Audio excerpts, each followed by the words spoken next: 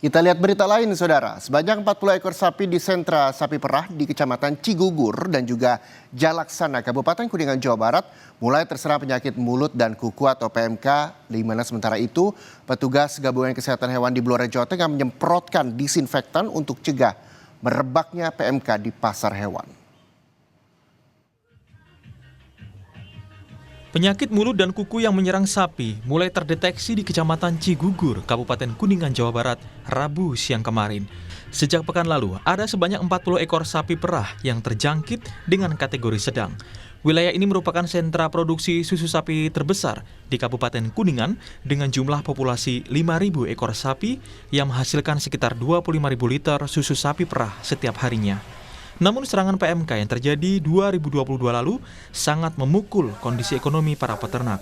Jumlah peternak yang bangkrut mencapai 300 orang dari 1.200 di tahun 2022, saat ini tersisa 900 orang. Sunarman salah satu peternak sapi di Desa Cipari, Kecamatan Cigugur yang terdampak saat itu. Namun hingga kini, ia masih belum bisa mengganti modal 4 sapinya yang mati karena terjangkit PMK. Ia mengaku saat itu hanya mendapatkan uang 4 juta rupiah dari harga jual normal 25 juta hingga 30 juta rupiah. Sampai mau hamil teh, itu sudah lahir 2 kali. Terus 3 kali kan ada PMK. Itu kan jual PMK itu kado iya bepan kan 4 juta. Rugi ya Pak? Ya rugi itu, ruginya golongan saya. Sementara di Blora, Jawa Tengah, petugas Gabungan Kesehatan Hewan Dinas Pangan Pertanian, Peternakan, dan Perikanan melakukan penyemprotan cairan disinfektan di 2 pasar hewan. Penyemprotan dilakukan di seluruh area pasar, baik untuk pedagang sapi maupun kambing. Penyemprotan cairan disinfektan ini bertujuan untuk mencegah terjadinya penularan penyakit mulut dan kuku. Dinas Pangan Pertanian, Peternakan, dan Perikanan DP4 Kabupaten Blora mencatat sampai saat ini tercatat ada sebanyak 661 sapi yang terjangkit PMK. Sementara sebanyak 46 sapi dinyatakan mati akibat penyebaran PMK di 16 kecamatan. Selain penyemprotan di pasar hewan, petugas juga melakukan penutupan kedua pasar tersebut selama 2 minggu ke depan. Kali ini menyelenggarakan kegiatan yaitu penyemprotan disinfektan pada pasar hewan, pasar Pon Blora.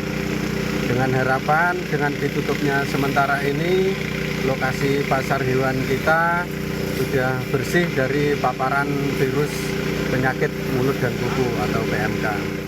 Merebaknya penyakit mulut dan kuku juga berdampak pada pedagang daging sapi di pasar tradisional di Sragen, Jawa Tengah. Pedagang mengeluhkan merebaknya PMK berdampak pada sepinya pembeli hingga omset pedagang daging turun hingga 70%. Para pedagang mengeluhkan pada hari normal biasanya bisa menjual hingga 50 kg daging sapi. Namun, kini meski hanya menjual 10 kg daging sapi pun tidak habis. Pengaruhnya omsetnya turun berapa persen Pak kira-kira? Hampir 60-70%. Biasanya nyetok berapa kuintal, sekarang berapa Pak? Oh, palingnya sehari 10 kilo aja nggak habis masnya. 10 kilo nggak habis? Nggak habis. Biasa normal 50 kilo habis. Sekarang 10 kilo aja nggak habis. Kini peternak dan pedagang berharap wabah PMK dapat segera berakhir agar tidak menimbulkan kekhawatiran di masyarakat yang berdampak pada sepinya pembelian. Tim Liputan, Kompas TV.